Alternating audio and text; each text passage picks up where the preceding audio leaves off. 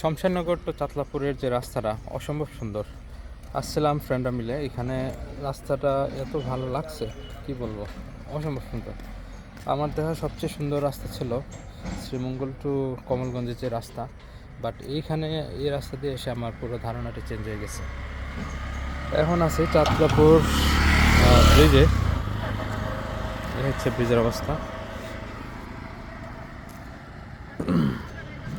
খুবই সুন্দর ওয়েদার, ব্রিজটা অনেক সুন্দর। আজকে শুক্রবার হওয়াতে মানুষজনের ভিড় এই জায়গায় অনেক বেশি, একটু পরপরে আসতেছে, ভিডিও করতেছে। মাশাল্লাহ, আমাদের শ্রীমঙ্গল মৌলভীবাজার এত সুন্দর, এটা বলে বোঝানোর মতো না। এখন কই আছো? এখন আছি আমরা চাতলা সেতুতে।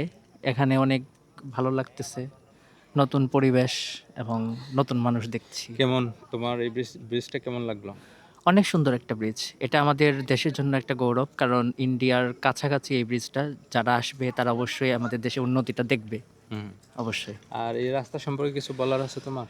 চাতলাপুর যে রাস্তাটা একটু আগে যেটা আমরা রাইড করে আসলাম। ও আচ্ছা, ওই ওই একটুর জন্য তো পড়েই গেছিলাম আমি।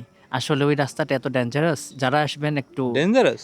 ডেঞ্জারাস বলতে সুন্দর রাস্তা মিয়া, তুমি ডেঞ্জারাস বললে মানুষটা আরো ভয় না দেখাইতেছে। না, এত ডেঞ্জারাস না, সাবধানে চলাচল করবেন সেটাই আর কি। বাইক যারা চালান তারা একটু সাবধানে চলাচল করবেন। আসলে ঘটনা হচ্ছে, এত সুন্দর রাস্তা, আপনার অ্যাক্সেলেটার কন্ট্রোলে রাখাটা খুব টাফ।